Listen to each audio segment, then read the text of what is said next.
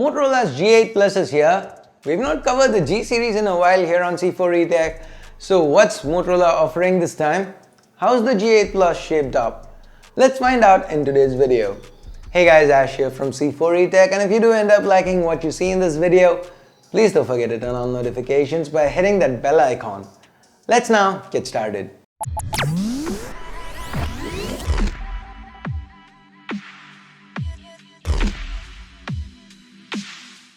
The Moto G8 Plus comes in this box. Seems pretty standard Moto. There's a big Moto logo up front along with G8 Plus branding. To the back there is a picture of the phone. Here we can see the triple camera setup. It's not 4 cameras, the fourth one there is a laser assist. There are 2 color variants, Cosmic Blue and Crystal Pink. We have some spec highlights to the side, 48 megapixels, stereo speakers. At the bottom there is some more information. This here is the Cosmic Blue variant. There's 4 gigs of RAM, 64 gigs of onboard storage. Though the price is struck out, we can still see enough to make out the MRP is 15,000 or 15,999. Let's now cut through the seals and open up the box. Inside we have the Moto G8 Plus and it's already in its case. Let's remove this protective plastic from the front and also the case. The back here, it looks nice and it feels soft to touch. We also have the Moto logo and the fingerprint scanner. Turning the phone around, let's set it aside for the time being. So what else is there in the box? A SIM ejector pin, some regular documentation, a 15-watt turbocharger, and finally a USB Type-C cable. Now coming back to the Moto G8 Plus, let's start with the placements. We have a textured power button to the right. I like this, it's easy to find and hit blind. It's pretty clicky, pretty tactile, and so are the volume keys, which also happen to be present here.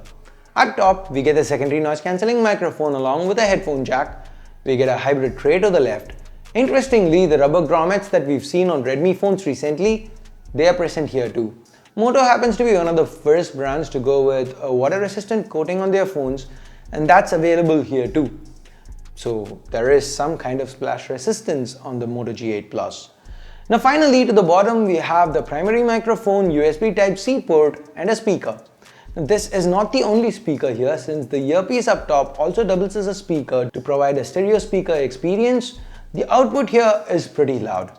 Below the speaker is a U-shaped notch that houses the selfie camera, which we will get to in a bit. The display, this is what Moto calls a Max Vision panel. That's marketing speak for a 19:9 IPS LCD display. It's got a Full HD Plus resolution. The display looks bright and vibrant with nice viewing angles. Moto's not mentioned anything about the use of Gorilla Glass for protection, so that is a letdown here given that the G6 and G7 Plus, they had Gorilla Glass. But apart from that, the front of the phone, it looks nice. The back, well, as far as gradients go, we've seen better implementations of gradients, but more importantly, the build. The plastic here feels like a step backwards again, considering the Moto G7 Plus and even the G6 Plus, they came with glass to the back, Gorilla Glass, along with a metal frame in between. It's plastic all over here. So this feels like a step in the wrong direction.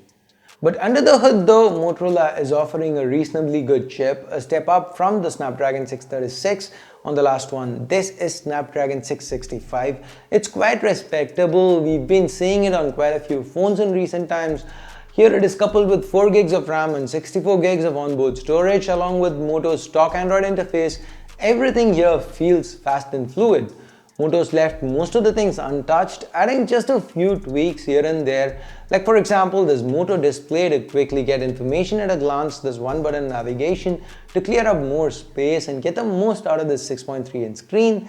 We have support for FM radio, the physical fingerprint scanner to the back. It's pretty fast and accurate, had no issues recognizing my fingerprint. There is face unlock and it got the job done too. Now, this is Android 9 Pie. Moto should be providing an update to Android 10 in the near future. With more intense use, like for example with gaming, the Adreno 610 here, the GPU, it managed to handle games reasonably well given the Full HD display. Expect a few compromises here and there with regards to frame rates, but overall I think it should be able to handle most titles decently as we've seen with Redmi Note 8.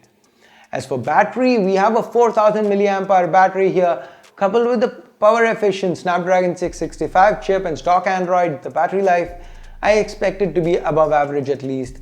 And if needed, the included 15-watt turbocharger should be good enough for a fast top-up.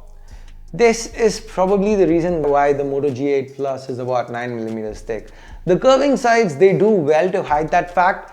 The 188 gram weight does feel well spread out, so the phone actually feels nice in hand. The slippery plastic bag is the only letdown here. Barring that, it's comfortable enough to use every day. Now these cameras here, let's actually talk about them. There are three. The primary is a 48 megapixel sensor with an f2 lens. This is Samsung's GM1 sensor. These samples, they were shot with this primary shooter. It shoots 12 megapixels by default and it does reasonably well. Detailed shots under good light, the colors are punchy, the images are crisp. Under low light, there is a night vision option. It seems pretty impressive, initial impressions at least. Since I'm yet to test it out in detail, will do if I end up reviewing this phone. Then there's a 5 megapixel depth sensor. It allows for portrait mode shots. Here I've maxed out the bokeh, which is controllable, so it will look unrealistic, I get it, but over here I'm just trying to demonstrate how good edge reduction is. It seems to be on point. The regular spot color option returns too. Now what's special with optics is that action camera. Now this one is straight out of the Moto One action.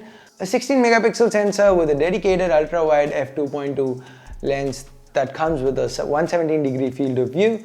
The sensor is turned around 90 degrees, so we can shoot landscape videos while actually holding the phone in portrait. It's just for video though. It can capture screen grabs for stills, so not really useful that way. For selfies, we get a 25 megapixel f2 camera and it does an excellent job. The selfies came out looking great. It's easily the most likable camera here. It gets details, skin tones, colors, and even edge reduction in bokeh right. The standard camera does better with regards to detail. It can shoot up to 4K at 30 FPS. No stabilization at this resolution, but the footage is better detailed. Dynamic range is also a little better. It's still average at best, but it's more detailed footage with marginally better dynamic range. Now, if you want better stabilization, again, you're gonna have to switch to 1080p. And at 1080p, there's a bit of a crop in and there is electronic stabilization. Now, if you notice one thing, I don't know if it's being captured in this particular clip. There is a little bit of focus hunting that's happening with the primary sensor. It did, on the last couple of clips that I tested, I did notice it, but I'm not sure if that's happening with this one. So you're gonna have to take my word for it. But yeah, I did notice that. Any which ways, let's talk more about that in the full review if I do get around to reviewing this one. So what is it that we have here? The Moto G8 Plus improves upon its predecessor in quite a few ways. It's got the Snapdragon 665 chip, it's got 3 cameras, it's got stereo speakers, it's got a higher resolution primary camera with what seems to be an excellent low light mode. It's got a laser assist, it's got that wide angle action camera for video. But then again, in a lot of ways, it also seems to be a step backwards. The Moto G7 Plus and even the G6 Plus had Gorilla Glass protection. The G8 Plus does not. They had glass backs with metal frames. This one's plastic all around. The G7 Plus had OIS, it had dual pixel autofocus. Both are gone now. Even the turbocharger, it's gone from 27 watts to 15 watts. So it feels like one step forward, one step back for Motorola, and that's not really a good thing, especially in a market where Moto's competing with the likes of the Realme 5, 5 Pro, the Redmi Note 8, the Note 8 Pro, the Realme XT, the Mi A3. So can Lenovo's Moto G8 Plus actually leave a mark?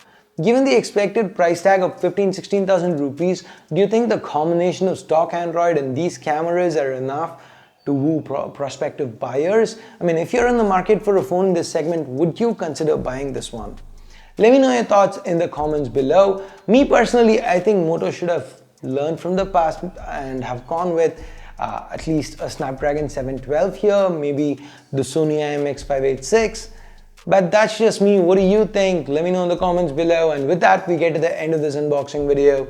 Thumbs up, thumbs down based on whatever you felt about it. Subscribe, turn on notifications by hitting that bell icon if you haven't yet. Thanks a lot for watching. Till next time, my name's Ash. You've been watching C4eTech, and I'm signing off for now. You guys have a great day. Bye-bye.